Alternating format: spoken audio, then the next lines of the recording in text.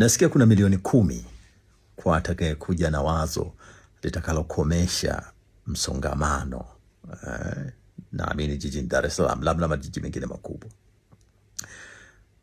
Labda na mimi naweza nikazipata hizo. Wazo langu hili hapa: boresha usafiri wa umma. Mabasi, trams, treni, baiskeli na watembea kwa miguu. Usafiri huu uwe unapatikana vya kutosha kwa maeneo mengi. Si una barabara kwa mfano kama hii ya chini ya Mbezi Beach, kuna wakazi wengi tu wa hali ya kawaida na wengine wa hali ya chini kabisa, hakuna daladala. Uwepo usafiri wa uhakika wa kutosha na unaopatikana maeneo mengi, na watu wanaweza kumudu huo usafiri. Maana hata mwananchi wa hali ya chini kabisa aweze kupanda basi, aweze kupanda tram, aweze kupanda train kama ile ya Mwakembe ile. Ukifanya hivyo, una uhakika wa kuweza kupambana na foleni vizuri tu, kwa sababu tatizo letu ni kwamba watu wengi hata kama hawana uwezo, hawawezi kumudu kununua gari na hata kulifanyia service, kwa sababu usafiri wa umma ni mbaya, ni wa hovyo, usioaminika. Wanalazimika kujikamua, kuchukua mikopo yenye riba kubwa, kutafuta pesa kwa namna yoyote ile ili wapate usafiri binafsi uwasaidie kwa ajili ya mizunguko yao ya mjini. Lakini naamini kama usafiri wa umma ungekuwa mzuri, kuna watu wengi sana wasingekuwa na haja ya kununua magari yao binafsi. Sasa tatizo letu ni kwamba watunga sera na wanaosimamia kwa namna moja au nyingine hawatumii mabasi ya umma. Wamestaki kwenye ile attitude ya kizamani sana, imepitwa na wakati, kwamba kuonyesha hadhi, kuonyesha umefanikiwa, umepanda, lazima uwe na gari lako binafsi.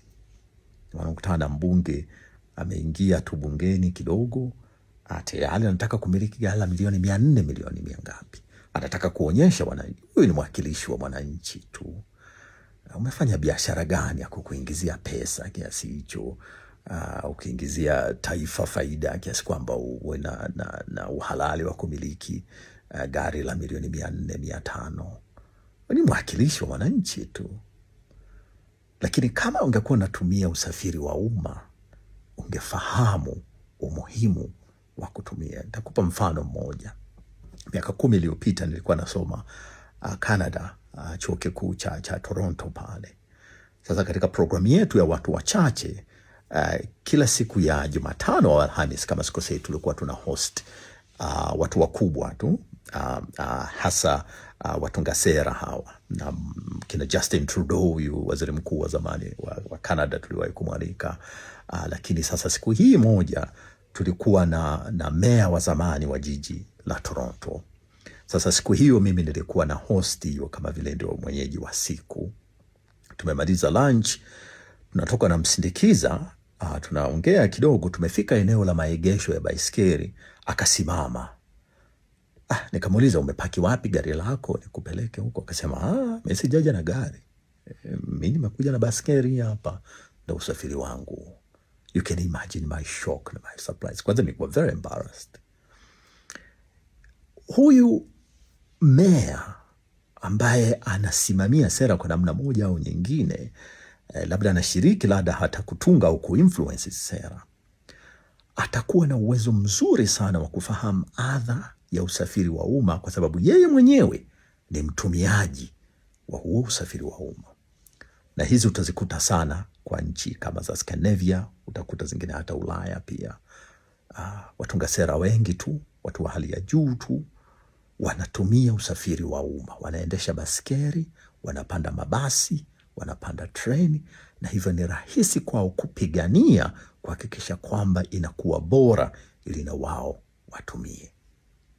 Sisi hatuna hiyo, tunataka kuendesha magari.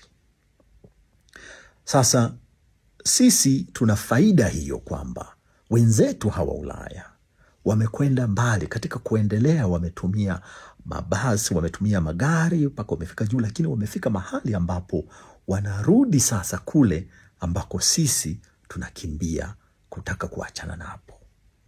Baada ya kutumia magari sana, sasa wanarudi kutumia baiskeli.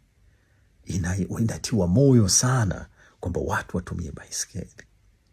Sisi kwetu, ukienda mikoa kama Tabora, ukienda mikoa kama Shinyanga na Mwanza, watu wengi wanatumia baiskeli, ndio usafiri wao.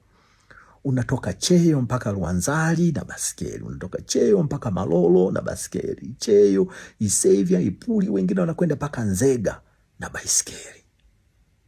Kwa nini tusiboreshe hichi kitu tukahakikisha kwamba kinafanya kazi vizuri, watu wetu watumie baiskeli vizuri? Kwa sababu huo sio ushamba, huo sio umaskini, huo sio uzamani. Wenzetu wa Scandinavia, huo ni usafiri wao mkubwa. Ukienda Uingereza, usafiri wa umma, njia za magari ya umma yanapanuliwa sana.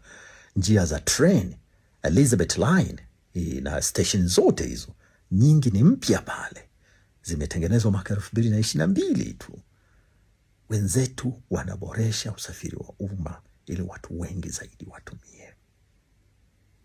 Sasa katika kufanya hivyo, maana yake unaendana vizuri na kazi. Ukitaka kupanua mabarabara tu, ukaongeza maflyover tu, utaongeza mpaka lini?